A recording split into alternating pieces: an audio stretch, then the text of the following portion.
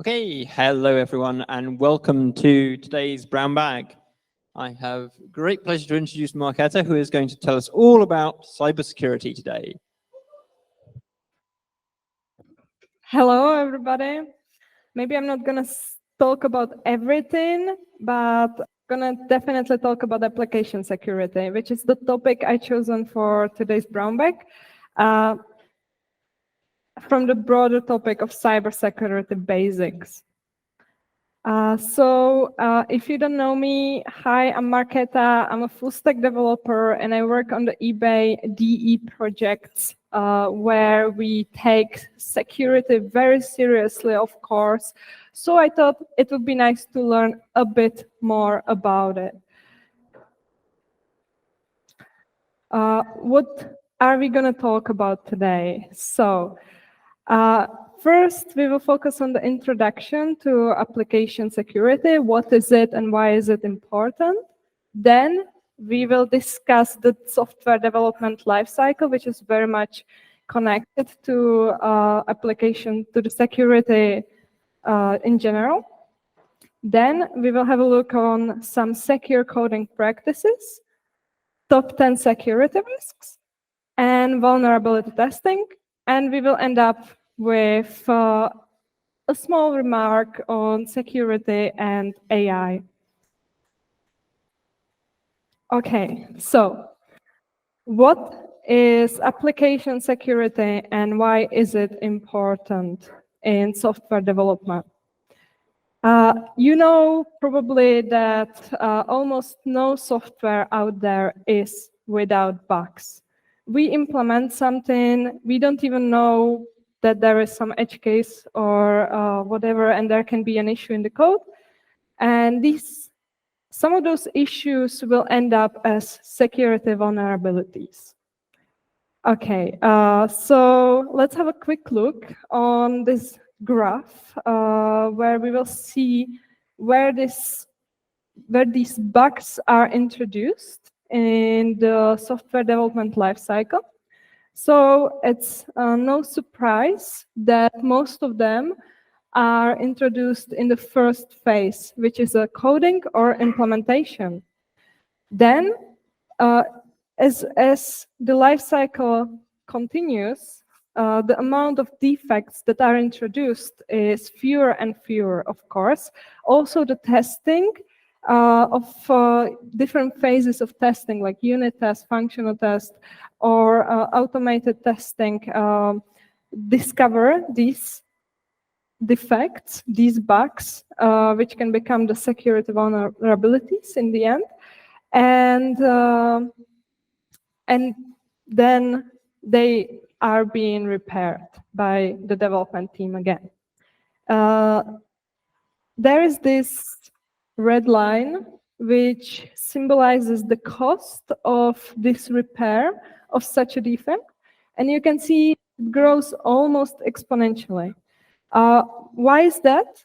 Well, because when we catch those bugs later, when the code is already in production, it can affect the users. Users can stop trusting you, and basically you can lose them. You can spend more time. It can be more difficult to cover those bugs, and many other things that make this growth in cost. There is a interesting, or the modern approach that is being taken to mitigate this is called shift left approach, and it is as easy as it sounds, that basically you start the testing process, you shift the whole graph like to the left, the cost and the testing, and you start it early on. And by doing this, you mitigate, or you take care of more of these defects before the code can go to production and before it can affect anyone. Okay, what is application security exactly? It refers to the measures and practices that are taken to protect software from security threats. What does this involve? It can involve like designing, developing, and implementing some security features, which we will talk about later on, and employing strategies to safeguard them from potential cyber attacks that can happen because of risks, because of the security risks, and there are a couple that I mentioned in this slide. So let's talk about them. What can be a security risk? For example, unauthorized access. From unauthorized access, you can get to data breaches because a user or a hacker can exploit a URL which is not securely, which doesn't have secure proper access mechanisms, control, and he can get to sensitive data, sensitive information, private information that he shouldn't be able to get to, which is obviously a big problem. Then we have, for example, zero-day exploits. What does it mean? It means that there are vulnerabilities in the code that are unknown to the software vendor or to the developers, and these are usually discovered after the software is released. Okay, let's go on to the life cycle, software development life cycle. And I have here on the left the very traditional way that software was developed in the past, hopefully, which is the waterfall approach. What does it mean? It is a linear approach which comes from design to development to, of course, then another phase, which is testing, and then another phase, which is deployment and maintenance. This has obviously limited customer involvement because it comes only at the beginning, and then the feedback comes at the end of the process. So when there is like anything needs to be changed or something is discovered after the deployment, it comes, you know, it comes in the cycle, like again in the waterfall process, and it is just not ideal, and it brings higher risks, and together with late detection of defects or bugs, which are generally the vulnerabilities that we are trying to avoid. On the right side, you can see the more modern approach, which we also take on our projects. It's called DevOps, which is an approach designed to be agile. You probably heard that already, agility. So you have some idea what does that mean. But basically it means that the process is being repeated. There is like continuous integration, continuous feedback, frequent, and also the detection of defects, because everything, features are basically coded, then they are tested, then they are deployed, and then it just repeats, and it is cyclical. And what does it bring? It brings collaboration between different departments. What I'm talking about is development department and operations department. That's why it's called DevOps. It also brings the early defects detection, which is something that we are trying to achieve, and reduces the risks. But you may be asking, so where does the security comes in, right? So the security comes in the center of DevOps and everywhere around it. It is a process or approach called security DevOps. And why is this important? Integrating security practices throughout the entire software process development or life cycle is very important to reduce the risks, to maintain the trust of your users, to protect sensitive data, to mitigate any vulnerabilities and reduce the costs of the bugs.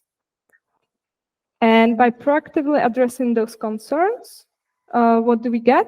We get cooperation of the departments, again, development, operations, and in this scenario also security department, which becomes more and more important in the modern world. And this also comes back to the shift left approach that I was telling you about in the first, when we had a look in the graph of the development and the cost of bugs mitigation. Because we get automation, we get automation of security testing, we get also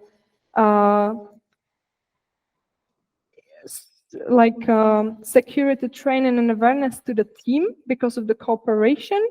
So developers can really focus on the security features of their code, and as well as on incident response and some kind of a recovery plan, which is very important to have for any future attacks that might happen. Okay, let's go to the secure coding practices part of this presentation. And what I want to talk about here is there's a lot of coding practices that everyone should at least once in their life hear of. And I totally recommend, if you don't know, ovas.org, they have a checklist of these practices. And again, I totally recommend you checking it and reading it. Basically, what is this checklist? It is something that you ask yourself when you implement a feature, if you did everything right. Like you go through this checklist and you check if the feature is not under, it cannot be attacked or somehow vulnerable. So we used to mitigate security risks by practicing these secure coding practices in development and also in testing. There are some examples that I picked from this checklist, so let's talk about them. The first is input validation. Of course, everybody knows that input validation, sanitization, some boundary checking is very important when you develop an application. Why? For example, there are many problems that can come from this, but one very known would be the buffer overflow. What does it mean? It means that you get more data, which is a program trying to write into a block of memory that has been allocated for it. And what does this cause? Crashes of the application, unexpected behavior, and potential security breaches, which you want to avoid. Then, for example, output encoding. Why is this important? By encoding your output, you can prevent cross-site scripting and cross-site request forgery. If you haven't heard about those, so both attacks are basically trying to inject malicious scripts into the output or into the actions that the program is executing to execute some of this code and get some kind of a control above the application. Then we have authentication. Authentication prevents unauthorized access, which, as I said earlier, can result in data breaches. For example, here I wanted to mention the brute force attacks, which you probably heard of. Any weak or unprotected authentication mechanism may be affected by those. So you have to be sure to implement strong mechanisms against this. Then cryptographic practices, which are fundamentals for establishing data integrity, confidentiality, and authenticity, which are the three cornerstones of cybersecurity in general. And for example, here I wanted to note the secure tokenization, which is basically just encrypting your tokens so that they are not easily reproducible from the user's point of view. And then, of course, error handling and logging, also important. What is another very important practice is to use trusted libraries from trusted sources. Why? Because we don't often write code from scratch anymore. We instead use a lot of predefined functions from all kinds of libraries. So a good practice is to always know from where the library comes and if it can be trusted to not contain any vulnerability. This definitely helps to improve your security of the application, but unfortunately does not eliminate it. For example, as you can see on the left side of the screen, there was this exploit of a very well-known and used library for logging, log4j. You probably heard about it. It is a popular Java library for logging the error messages used by various big companies like Apple, Google, Microsoft, Cloudflare, and list goes on. And it was a big deal that experts discovered in December 2021 a crucial vulnerability, which is known today as log4shell. Again, this is a zero-day exploit. What does it mean? It was not known to the vendors, though thus this vulnerability is in a wide variety of versions of this library. And it was most likely known to the attackers before it was even discovered. How can it be exploited? It can be exploited by using text messages to run malicious code and control a computer remotely. And what to take out of this? What is the mitigation strategy? Always update your software. Make sure that your software has the latest security patches. Do this. This is important in your work life when you develop an application, and this is also important in your personal life when you when you get these pop-ups that you have to update your system. Just do it as soon as possible. Okay, this is the top 10 web application security risks that you should avoid. This has been taken from the OWASP.org source, and you can see they have two lists. One is from 2017 and the other one from 2021, so a bit more modern. What you can notice in here is that we don't get many new security risks. We just shift them in places. So one is found more often than the other. What does this mean in general is that, unfortunately, we're not getting better in resolving these security issues, even though we know about them. And yeah. So again, that's why this is so important for everybody to try to mitigate those tests when you're developing an application, mitigate those issues, sorry. So here I wanted to focus on the 3 top risks, security risks, and some examples. The first would be broken access control, which has been found in 94% of applications in the survey that OWASP did, which is a lot. And what does this mean? Basically, the access control is somehow not implemented correctly, and it allows the user to act outside of his independent permissions. Failures in this controlling access leads to, of course, data breaches, unauthorized information disclosure, or it can lead to modification and destruction of data.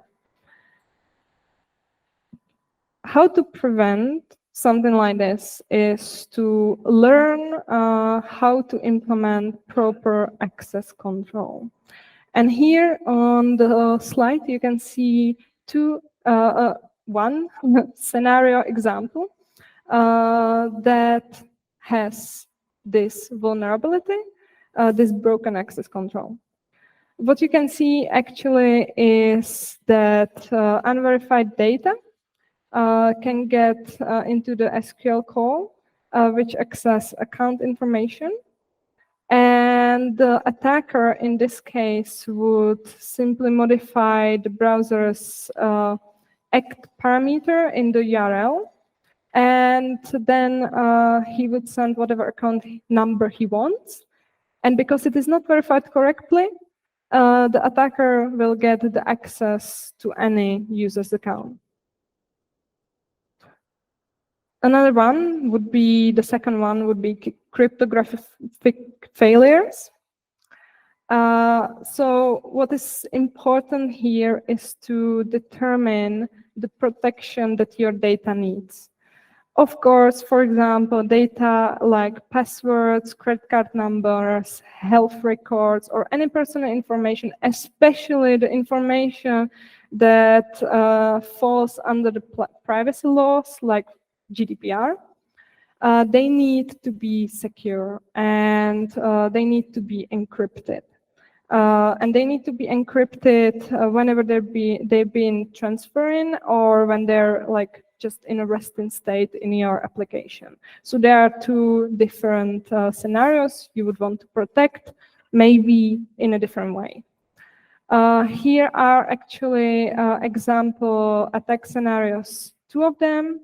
One is talking about that credit card numbers, that the developer who made this piece of code or something application, he used the automatic database encryption for the credit card numbers, and because of that, because this is not a good approach, it can be automatically decrypted and retrieved, and this allows an SQL injection flow, which basically means that the attacker can retrieve the credit card numbers.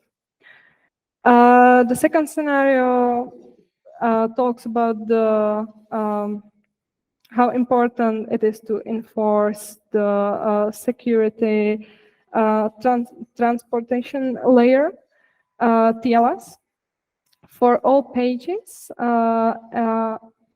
or at least support some kind of an encryption, which is quite obvious that you should do. The third one is, of course, injection attacks, or most common ones are SQL injection attacks, where basically you, for example, don't validate the input that comes from the client, or you don't escape it as properly as you should, and you just use it straight into the select query. So this means that the attacker or anybody can just put a piece of code into the query as this parameter, and this piece of code will allow him to retrieve information or even delete or update anything in the database. Okay, let's go to vulnerability testing, which is what you can do to try to have the lowest number of bugs or vulnerabilities in your code. You should involve all of these tests somewhere in the software development lifecycle process. The first one is ASAT, which is so-called white box testing. Why white box? Because it's being done on the source code.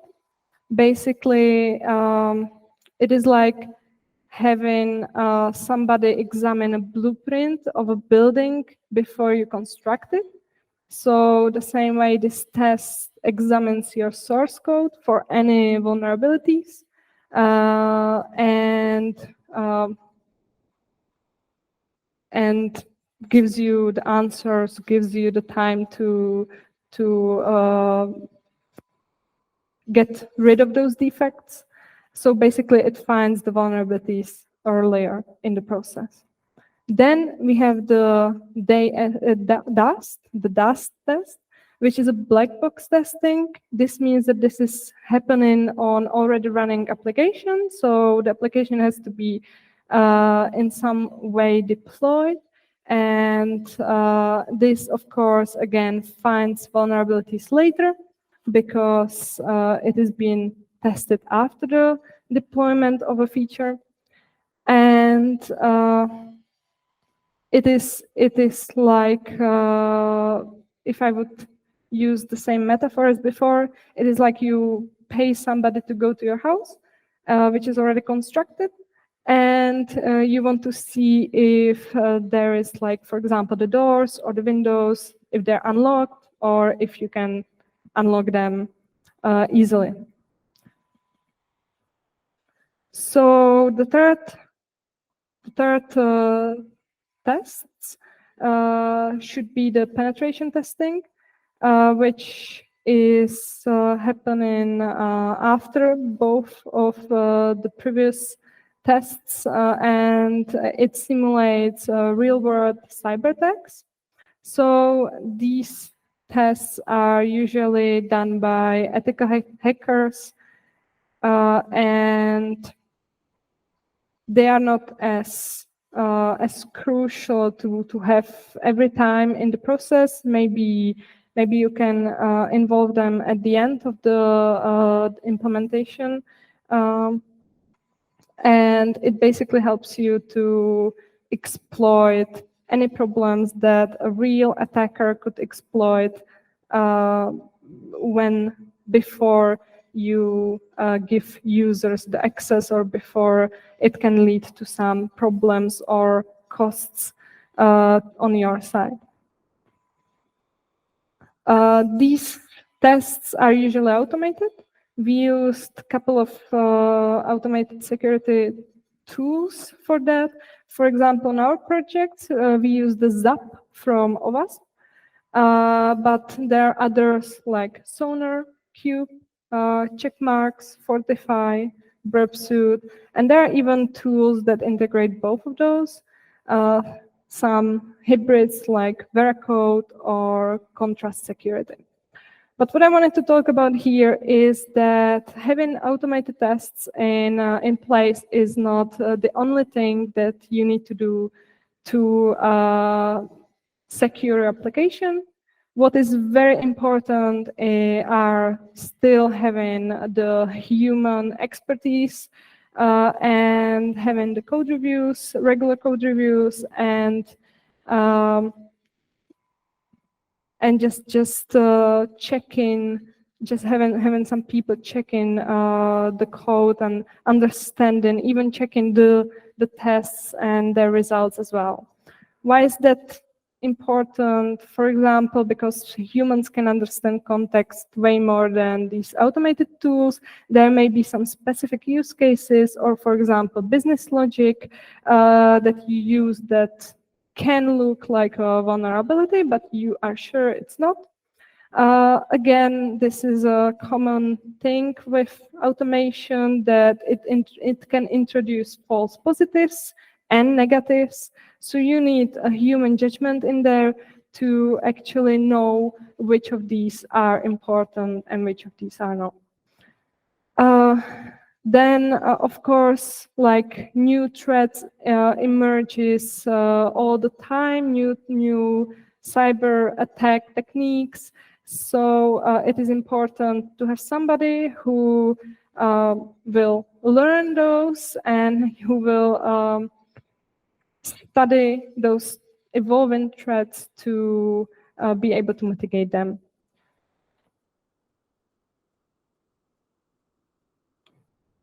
Okay, now I have a very simple example. I was thinking if somehow the chatbots, which are very popular right now, can help me with securing my application code. And I was actually pleasantly surprised. For example, for simple SQL injections that I tried, GitHub Copilot was able to identify the vulnerability and even tell me the way how to fix it, multiple ways actually. But again, it worked only on the simple ones. When it was a bit more, it didn't want to give me an answer when it was a bit more complicated. And to some degree, I have to think about what is learned by him. Maybe it's because it is one of the top 3 risks, security risks. So he learned this as an answer and he gives it to everything, maybe. But definitely, you can try it out if you use Copilot and see for yourself. Then ChatGPT, a great tool for learning about this stuff, in my opinion. It can generate the code for you, generate the vulnerable code, which it will complain that it can't do that, but you will make it to do it because it's quite simple. And it can explain security topics in simple words. So whenever you're not sure about something in your code, you can just try to generalize it and put it inside of ChatGPT and just ask him. He will explain something to you. Maybe he will help you to find vulnerabilities and how to mitigate them. In this example, he actually generated an insecure API with broken access control for me. And if you're interested, you can see that basically there is a lack of authentication and authorization and implementation. And there is a direct return of sensitive data, which should never happen. Things to avoid with ChatGPT, for sure, is to anyhow paste your own code especially from your work projects into it, because this action itself can be a security vulnerability. ChatGPT might expose this code because it is very similar to just putting your code into just on the internet somewhere. So it might compare it to some other people and post them, basically reuse your code in their use cases, which is something you definitely don't want happening. And what you should also never do, don't paste any code that is generated by ChatGPT straight into your code without proper checking. This he doesn't really understand coding. He has no context. He can have false positives the same way as automated tools. And because of that, he can introduce bugs, which are basically new vulnerabilities in your code, which can lead to some security risks. Okay, the most important thing to remember from this presentation is the #1 principle in cybersecurity, which is that no application or system is totally 100% guaranteed to be secure from all attacks. So don't wrap your head around it much, just try to mitigate those most common risks and try to put a bit more security into your implementations, but don't spend hours on this topic just to try to make it the most secure thing in the world, because it cannot be, for obvious reasons. And that's going to be all. Thank you, everyone, so much for listening. And do you have any questions here in the club?